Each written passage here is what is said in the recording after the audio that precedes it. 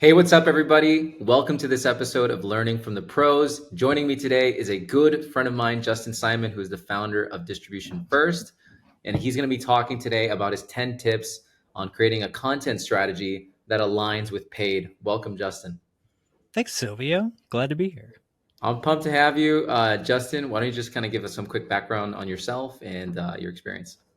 Yeah, I've been doing content marketing for longer than I want to admit at this point, over a decade. Yeah, worked in high growth startups and tech for almost all of those years, and now I run a consultancy and around content distribution.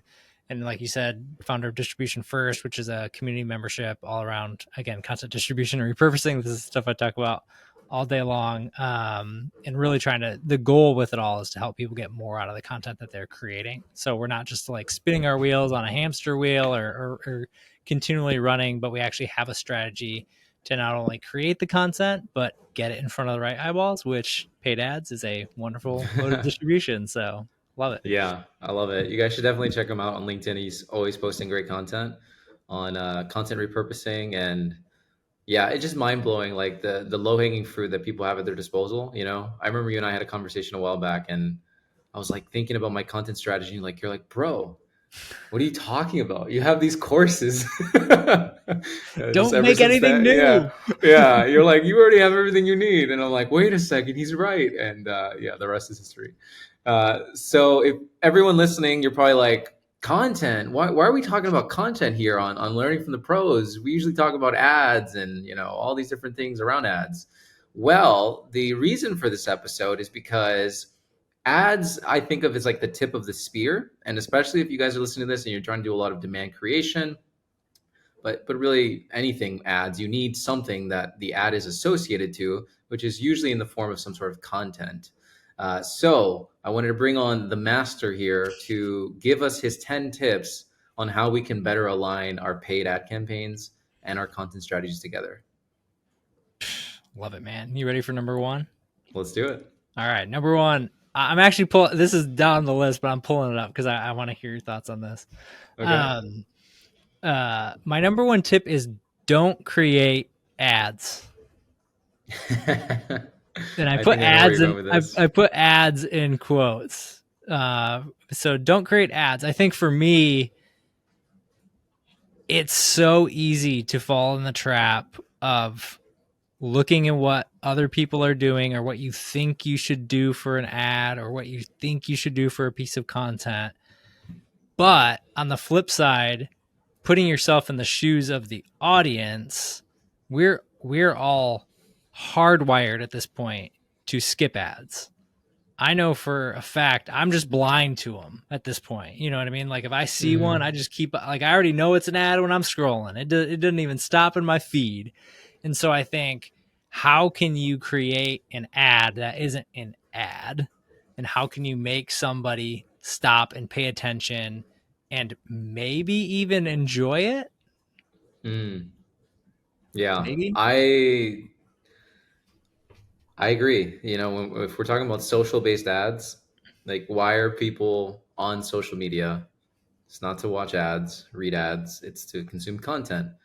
So for people listening and they're like, oh, don't create ads, I can already feel their brain going into this like hyperdrive, like, I how do figured I I'd just do, kick it off. I kick it off, right? Let's you just know? skip to the good stuff. Like, how do I do this? And where my brain goes is just mirror the native best practices. It's so interesting because like clients ask all the time.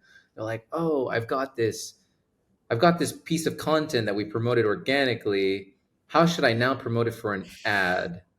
And I'm like, Mm, "Wait a second. It doesn't really change much, if at all. Like I mean, assuming we're talking about LinkedIn and meta ads in feed consumption, take the post, promote it to the right people, extend its life cycle. End of story. Assuming the original post isn't awful. right. But yeah, I totally agree, and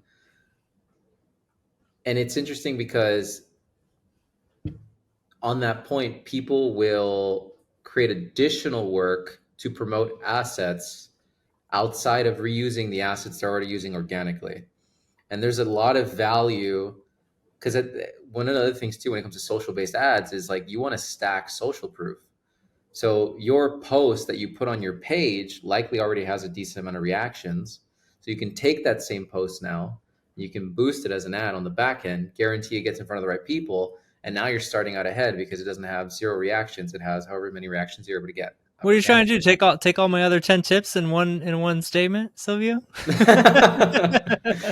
Tip number two.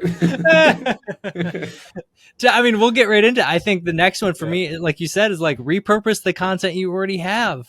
Yeah. Use that stuff. You know what I mean? I think so often we look at the things that are already performing and assume they can't be used again because they Mm. performed, when in reality, it's like, no, they're performing. That that's a signal.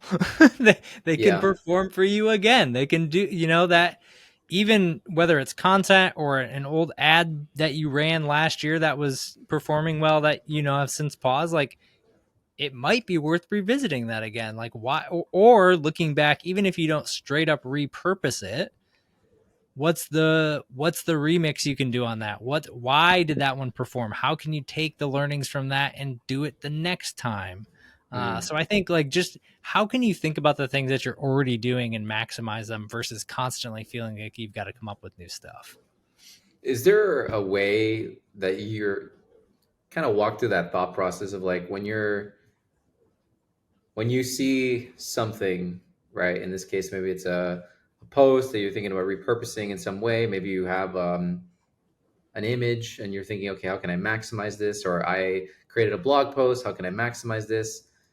Where does your brain go in terms of like thinking through the chess pieces of how you can take that piece of content and start to repurpose it? For me, I have a couple different, and now it's funny you bring that up because it's like I almost do this just naturally. It's like these check boxes in my brain. One is like POV. So does the piece of content that I have an actual POV around it that I want to get out there? Does it fit a content theme that's consistent with all my other content themes? So again, these are more auditing steps of like, is this worth repurposing? But if I have a great piece on mindset, but mindset isn't really, if I had a great organic, topic about, I'm talking about mindset and it took off, Mm-hmm. well, I don't sell mindset coaching. I don't have, anything really around mindset. Like, it's good, but it's not, it doesn't really fit into my core, the core things that I talk about. So that's a checkbox. Does it fit the theme? Um, and then really does it tie back to what I sell eventually, what I do, what I offer? Again, like making sure those are consistent, because I don't want something out there, especially if I'm putting dollars behind it. I don't want something out there that's going to either confuse the audience, and I think it's easy to confuse the audience, even if we don't think we're doing that. So I don't want to confuse the audience. I don't want to make them burn calories thinking that, wait, I thought Mm-hmm. Justin was this, or I thought the company did this, and now they're talking about that. Like, Yeah. that's weird. And so I think, like, just having that framework of thinking through, kind of what those things, and then as far as like format, like how I might reuse that and remix it, it's what formats have worked in the past. So for instance, if I've done a particular piece of content that, for me, I'm a content guy. So if I've done a newsletter format that worked really well, or a podcast, if I'm going to do a pod, why did that podcast work out really well? Or why did that carousel work out really well? Or why did that short work out really well? I'm going to try to think through what those core sort of formats are and mediums that I use to be able to repurpose that stuff. Yeah, that's awesome. And for the ad people listening to this, ideally your content marketer on your team is doing this work already. So you can just tap in and be like, hey, what are the pieces that you notice do really, really well? And from your perspective, Justin, like the pieces that you're producing, you've put all this time and effort in it. You want to make sure it gets the longest shelf life, right? So if you had your ads person coming to you and saying, hey, how can I take the stuff that you're already doing and help you maximize it? it's a win-win. You know, Mhm. you're on brand. I love that around the message. That's such a good point. I think it's really easy to forget that. And content person wins, you win, ultimately company wins, and everyone wins together, right? Because we're promoting the things that are resonating and getting, because unfortunately with social, it's like after 48 hours, it's a wrap. You know what I Yep. mean? The shelf life is Max. so low on organic posts. Yeah. And that, I mean, that does tie in to the next one. Like you kind of hit on it there, but like using paid as a lever for guaranteed content distribution. Mm, And I'm gonna, you're speaking to the content folks. I'll speak to the content folks, right? Like it goes both ways, right? Like make sure you're working with, if you're running paid ads, make sure you're working with that content person because they might not even know what you can do with the content. So if you're trying to if you're looking for, you're both, it's easy, right? Like to work in those silos and try to both like work those things up when it's like in reality, using paid to guarantee distribution and guarantee lifespan on a piece of content that, even if it wasn't, like the best performing in terms of like engagement or metrics, but you're like, I know this hits the exact message we want to talk about it and tells a great story and shows something in an authentic way. Can we put some dollars behind to like guarantee it to make sure it hmm gets to the right people to see if that message is in fact resonating, to be able Yeah, to test and start to evolve on some of those things. So yeah, using paid for content distribution is high up on my list. that's awesome. Tip number 4. All right, we got here's so I touched on it on the in a couple ago, but I think having a clear POV is really important in particular, like I'll say in particular on like social ads. Um, but I think it's probably true regardless of the ad. And it ties back to the messaging side of like, there are so many, there are so many ads, whether it's text based, in feed social, video, whatever it is, that look the same, feel the same, sound the same. Um, Even if they're creative, it's like the ad looks, man, that just feels the same. And so I think having your unique point of view within the ad again is just a way to maximize that the idea that you want to get out there gets out there. Mm, hmm Does that make sense to you, Silvio? Yeah, 100%. And it keeps your it also helps from an ad perspective too, because if you're thinking about variations of your ads, by default, if hey, here's the core POV that I want to speak to, then it already kind of helps you eliminate all the irrelevant variations you might Hmm. consider running. So that alone, if you're like, okay, maybe I have 5 angles that I'm considering here, messaging angles, but really there's only 2 that really speak to it, really connects the problem and the solution really well, then that already allows you just like process of elimination to say, well, I can put those other 3 on the table or on the shelf and then just focus on these 2, so then you don't spread your budget out too much. And I'm curious too, like with ads, how do you think about it from the standpoint of having a more like spiky or strong point of view within an ad? Like, how do you think about that in relation Yeah. to like, I think sometimes it feels risky to to put something out there. So I don't know. What are your hmm thoughts on that? I think it just comes down to the brand's tolerance Okay. and what they're willing to accept. I kind of like, I mean, if it's up, like for me with ad conversion, for example, like it's all on the table. You know what I mean? Like I'm getting, like, I want us to be controversial. I want us to be funny. I want us to not take ourselves too serious, but I also want us to be serious at times and practical and controversial. You know what I mean? And so I think it really just comes down to the brand's tolerance and ultimately how they see themselves in terms of like their messaging and the persona they're going after. In my case, we're going after marketers. We want to be fun. We want to be on the edge. But Hmm. I could totally see another company, maybe they're not as tolerant to, to that type of messaging. But this is also too where you can get creative, you know what I mean? Because maybe you're super, like, your, for lack of a better word, maybe your culture is very serious and your messaging is very serious, but there's a way that you can, like, lawyers do this all the time. Like, have you ever seen these lawyers billboards? They're like serious attorneys, and they're like, you know what I mean? It's so cringe, but like, it's kind of like a play on it, and there's so many of them that do it that it's got to be working to some extent, so this could be, like an example, but at the end of the day, it's not what you do, but it's how you do it, right? and Mm-hmm. and just kind of know based on your constraints what you can do with and do the best of it. Yeah, for sure. For sure. All right, next on my list is, let's see here. Yeah, it's funny. We're talking about all these content things, and I feel like they literally all ebb and flow with each other, which is probably a good thing, right?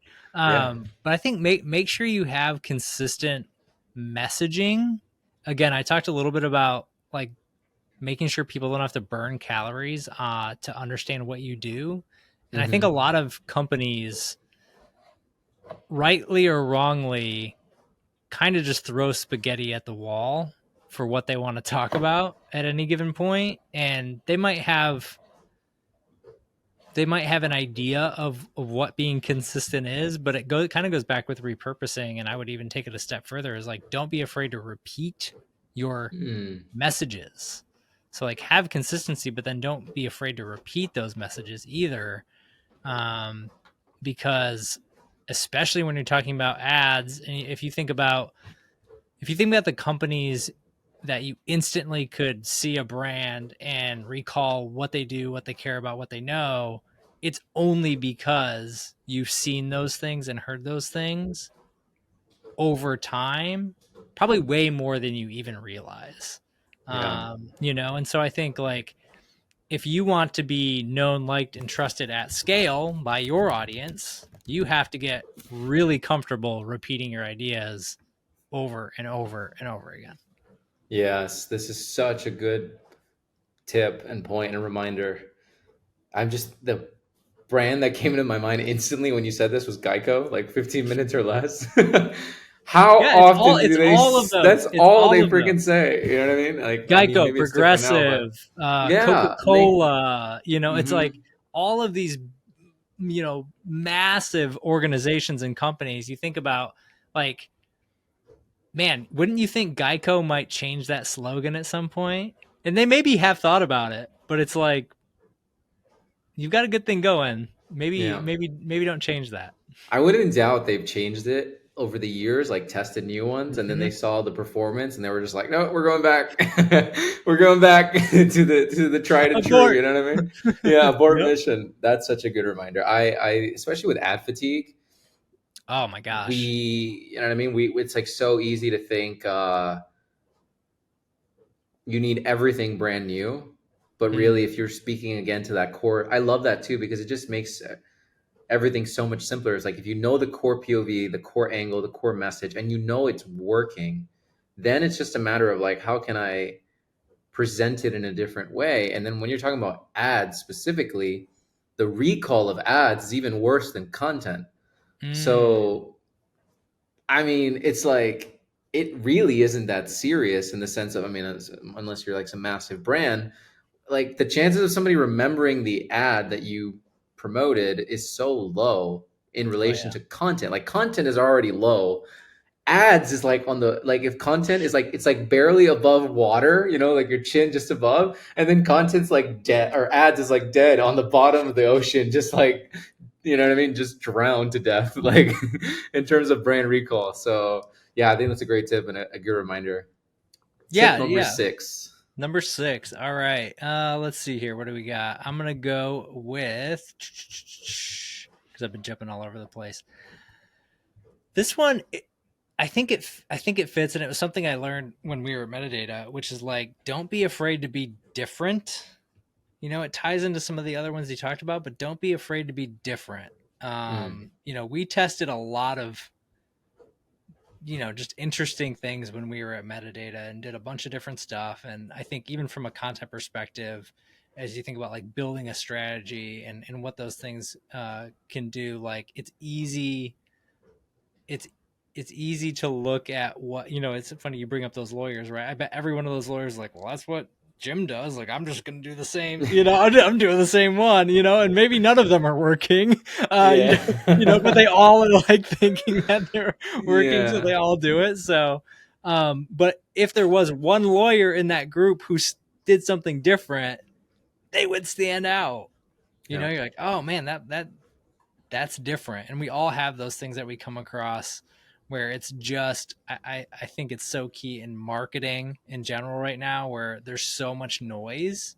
Like, if you're running ads, so is everybody else. If you're creating content, so is everybody else. Like, what Mm. are you going to do that's different? Why should I pay attention to you? Yeah.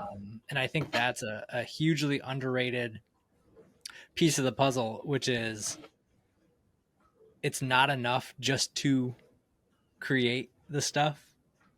You have to be interesting enough. You have to be, there's a lot that goes into being different, differentiating your marketing. But I think if you can do that, you've got a huge leg up. And it's only after that when somebody makes the move and then it becomes justified that like, it's this new, better way. It's only after like, and then looking at it, you're like, oh, well, that was obvious. Like I'm just thinking about Spotify right now. Like when they originally started, Pirate Bay was around, and people were downloading music for free through Pirate Bay. And Spotify, their founder, noticed the trend of like how many people were downloading music illegally through Pirate Bay, and he was like, "What if I create a platform that offers music for free, but it's not illegal because I'll broker deals with licensing with these record labels, and then they get paid and the artist gets paid." It's like obvious looking back. I mean, a ton Mm-hmm. of work, by the way. They actually did a show on Netflix about it. But only looking back, like now it's like, oh, yeah, duh, free music for everyone. Like, who wouldn't want that? You know what I mean? But like, I'm sure at the time, in the moment, it was such a difficult and like just foreign idea. You know what I mean? And I think on a smaller scale, if you think about your marketing, the same is true, and like there's so many opportunities for you to just be different. And I think a good starting point for people listening, in terms of like a little tip on that, is just look at what everyone else is doing. Like start there. Like, what is everybody else doing? What are the commonalities? And it's just like, okay, is there an opportunity to do the opposite? Yeah. That's literally Find, what I did with the academy. I was like, what is everybody doing? They're selling courses, and I'm like, okay, and like especially these big institutions, they're selling courses that nobody wants. They're so freaking long. I'm like, great, we're gonna make them free. Instead of it being long, it's gonna be no less than longer than 10 minutes. It was just like zigzag, zigzag. mm-hmm, You know what I mean? mm-hmm. And the same is true in anything. Yep. Yeah. I mean, it's the same with a lot of my stuff, right? Like, what do most people do?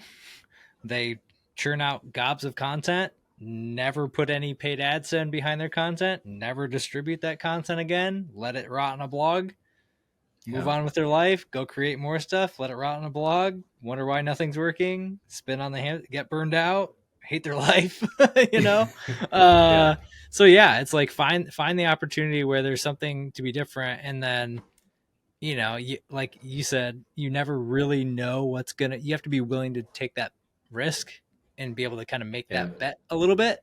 Um, and I think part of that too is, you know, I don't know exactly, what type of orgs everybody's in that listen to these, but I mean, sometimes you don't get the approval to do the different stuff. You know what I mean? Like sometimes what always gets approved is the most generic thing on the list. And so I yeah, think being able to, even if you can make those small bets where it's like everything we do isn't going to be different, but like what are those one or two things you can do that are different that you can at least start to move the needle with?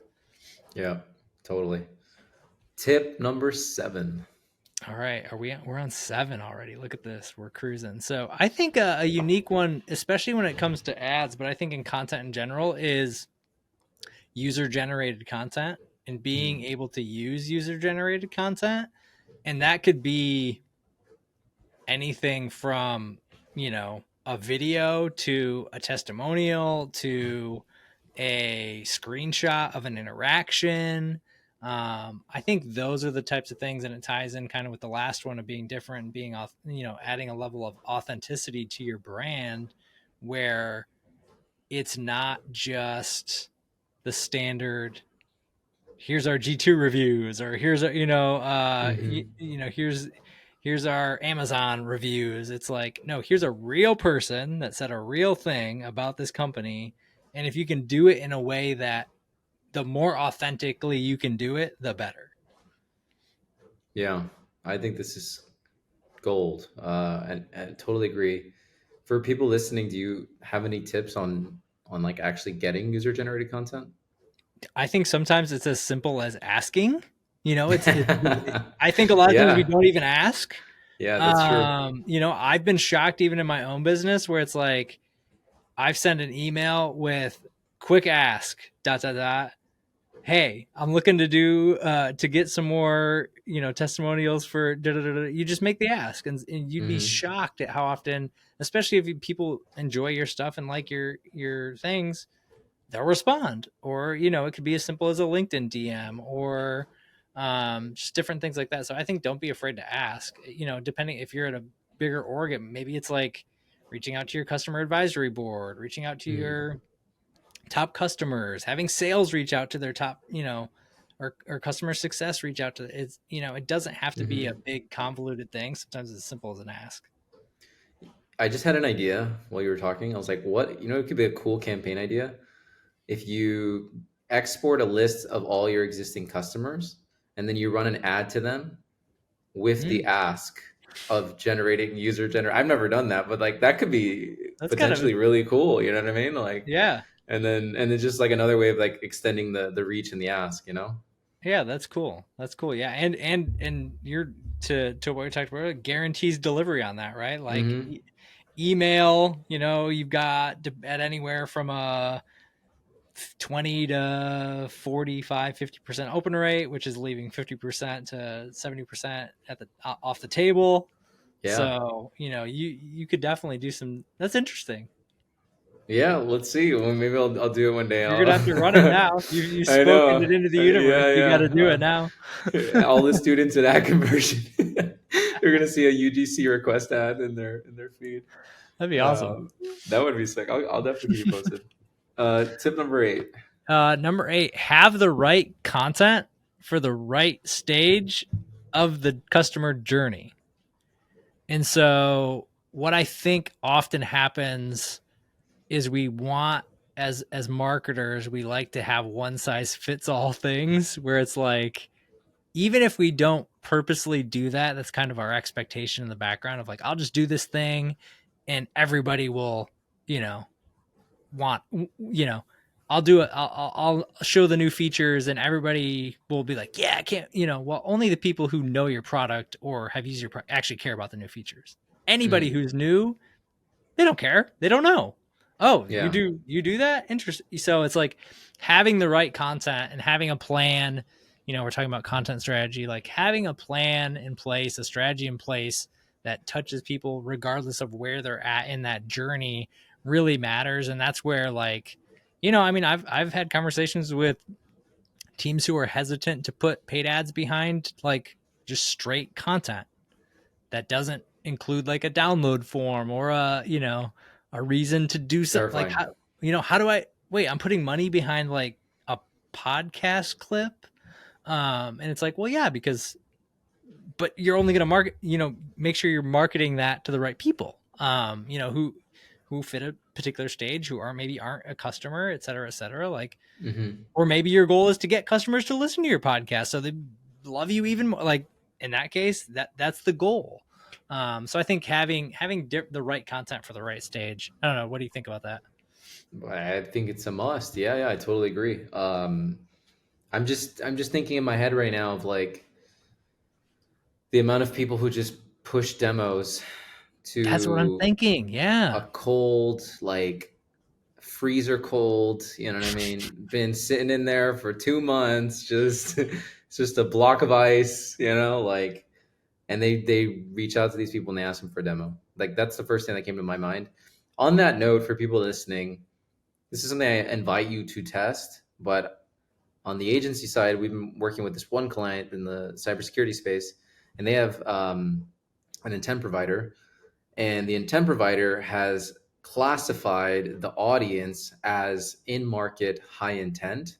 And I think in B2B specifically, where people will hear what you're saying, Justin, they're like, yeah, I get it, but I need demos. You know what I mean? And it's Yep. like full stop. And then they kind of get into this technology game where they're like, well, I can bypass that by Mm. getting an intent provider. The intent provider can then find people who are in market. I can then give them a demo because based on the intent provider, it does make sense because they're in market and they're not just ice cold, you know? And in my experience, running tests against these audiences with these providers, demo almost never works. Or if it works a little, but it's so unreasonably high, it doesn't work for long, you know? And Hmm. yeah, I invite everyone listening to see for yourself. But what I often find myself doing, especially with clients, is going back to the fundamentals. Hey, we can't just force a demo on people on cold prospects unless there's like an incentive involved. Then it's different because it's enough to. I call them awareness demos. Like at least they'll get on a call, get aware, etc. You build and nurture a relationship, but just pushing these offers without any concept of where they are is key. And it always goes back to what you said around, if these people are cold, promote your brand to them, get them familiar with you, move them through the journey. It's just, I think the hardest thing that people get hung up on is the tracking and the measurement of that. Mm. And it's slower than people want. I think people want like that, like you said, like we need more, we need more, demos now. Mm-hmm. And the reality is the demos now came from your work 6 months ago. Um, that might be hard conversations of what you were doing 6 months ago. But that's the reality of like, you have to get, somebody to move through the stages of relationship essentially. And that might Mm-hmm. go quicker. That might go fast. If it's a if it's a low, an ecom buy or whatever, that might go from like a social post to a coupon code to I'm ready, like the barrier is so low. But when you're talking about a, multi tens of thousands, hundreds of thousands of dollars sale, there's a little bit more barrier there than just like you have the best product and here's our demo and come check it out, even if I'm quote unquote in market fit, because there's a lot of barriers that go into making a buying decision beyond just I could have the money but maybe not the time. I could have the Yeah. time but I ain't got the money. I could have the time and the money but not the willingness to want to change my status quo of what I'm already doing. Like there's a lot of things that go into making a buying decision that I think people want to bypass by like the quick fix Yeah. demo. Totally. Tip number 9. Tip number 9, we're winding down here. I know you're gonna have a lot to say about this one, I'm interested in it from your standpoint because it's much more of a practical ad strategy. But I think using retargeting to engage people who are to re-engage people who have already signaled that they're interested in your stuff or interested Mm. in your content. I think it's a fascinating way. And again, like we just talked about, that doesn't mean retargeting them with a demo even. It could be retargeting them with more things that gets them going down the journey depending on what it is you're retargeting them off of. But I think it's a fascinating way to sort of marry content and ads to move people down the buying journey. If I've got you in for a event or a webinar or something, boy, that's a really good way to move you on to the next thing or to just to offer you another piece, within our system beyond just, um, because again, maybe they need more nurturing. And I think using retargeting is a way to be able to do that. Oh my God, I cannot agree more. This is like, I mean, everyone, like, retargeting is essential, but just the way I think about retargeting as well, it's like retargeting is a newsletter that people didn't opt into. I like that. And when you think about it from that perspective, you have so much possibility, right? Because people visited your website, they went to your company page, they watched a video, whatever the thing is that you can retarget off of. Now, by default, because of their actions, they're opted in to your newsletter that is your retargeting audience. And now it's up to you where you can, just like any newsletter, right? Like if you just had a newsletter and every freaking email was just buy my shit, like the unsubscribes are going to be outrageous, right? And it's the same thing from an ads perspective. It's like, Mm. okay, well, maybe we shouldn't just ask people to buy all the time. We can mix it up like a newsletter. We can, have different pieces. So, the way I think about it is thought leadership, social proof, product marketing, and just straight up direct offers. And those are the four different buckets that we sprinkle in this beautiful little, uh, what is the word? No choice newsletter, you know? And and we want to create a good experience because unlike a typical newsletter where somebody can just unsubscribe and opt out on remarketing, Hmm. it's very hard to opt out. Like some channels give you privacy options where you can like adjust your ads and things like this, but it's tough. It's really tough. And then imagine you're doing that across channels. So it's not like I can just go and opt out of one place and I opt out of X person's newsletter. I got to go to Meta. I got to change my ad settings. I got to go to LinkedIn. I got to go to Twitter. I got to go, so on and so forth. It's ridiculous. So like you can really create a negative experience. I was And gonna say, unfortunately, yeah, yeah, it's it's the exact opposite of what you think you're going to do by doing that. The goal of this should be to get people to like you even more and trust you even more. And if you're providing a bad experience across every platform I'm on, I'm like, I am never doing business with this stupid company ever. I don't care what they do. I'm sick of their ads. And we've yeah. all had that experience.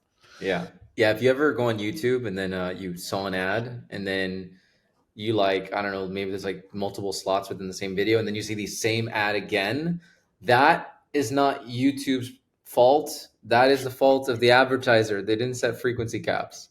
I guess you could blame free YouTube too because they allowed multiple placements in the same video. But they're supposed to set frequency caps and they didn't. And that's why they created a bad experience Hmm. for you.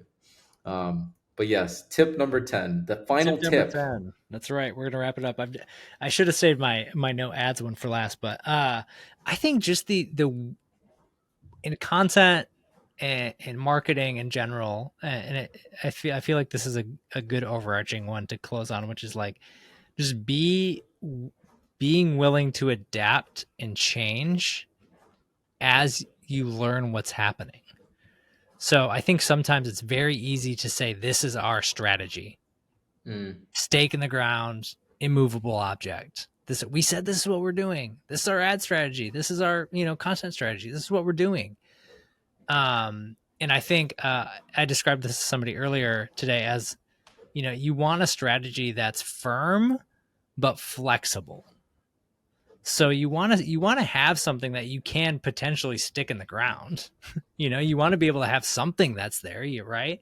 You don't want it to be blown by every time the wind blows, it's knocked over. Every time something comes down yeah. from a different team, it moves. You don't want that, but you want it to be flexible enough to where you can make the changes as they come, and you can be able to be flexible in terms of what happens. So I think being able to be adaptable, flexible, and so key. It's something I actually have to work on with myself more and more. Is like I like to rigid, and I have this plan and this is how I want to do it, and Mm, then I beat myself up if things don't go right. And so I think being willing and able to adjust and be movable, but at the same time, like on the flip side of that, there, flexibility for the sake of flexibility isn't good either, right? Where we're just like kind of flying by the seat of our pants and we have no, plan for where we're going. So it yeah. really is that balance. Firm but flexible. Yeah, I Yep. love that. That's a great point. So just to recap the 10 tips for everybody listening. Tip number 1 is to not create ads. Tip number 2 was to repurpose the content you already have. And then Justin shared some really great tips around how he audits the content that he has. So thinking around the content theme alignment, the connecting, if it connects to your solution, if it's worth putting additional ad dollars to. And then just really thinking through the different formats. So like if it's point of view, newsletter, podcast, and so on and so forth. Tip number 3 was to use paid ads to guarantee distribution, and really think of it from that perspective of like, hey, I've got this thing that's working. I want to get more people to look at it. I can use ads as a mechanism to achieve that outcome. Tip number 4 was having a clear point of view, and how that can really help you shape your prioritization, your ad distribution, your choices of ad variations, and how you're going to actually put the campaign together. Tip number 5 was having consistent messaging. And I like underscored this thing on my notes here, because I'm like, this was for a reminder to myself. Do not be afraid to repeat. I love that 1,000%. Tip number 6 was don't be afraid to be different, and obviously depending on your constraints, but try to figure out ways that you can stand out. Tip number 7 is to leverage user generated content, and don't forget it's as simple as just asking people if they can actually produce that content. And for anybody listening, if you run that campaign idea of running UGC to your existing customers, please send us a DM and let us know how it goes. And tip number 8 was have the right content for the stage. You don't want to just jam a square peg in a round hole. You want to make sure that people actually are ready for the content they're going to receive, especially if you're putting money behind it. Tip number 9 was to leverage retargeting in addition, so that way you can actually get people in your ecosystem and move them through. And then finally, tip number 10 was be willing to adapt, firm but flexible. Justin, this was awesome. If people want to connect with you, where can they find you? Yeah, if you want to connect, I'm on LinkedIn 5 days a week. I also write a weekly newsletter, which you can find at news.justinsimon.co, and I have a weekly podcast that comes out. Which if you're like a junkie on distribution and repurposing, and want to figure out how to maximize anything that you're creating inside of marketing, I have a show that I do every single week called Distribution First, and you can find that wherever you listen to podcasts. Awesome. Justin, thanks so much. And we'll see everyone in the next episode. Thanks, Silvio.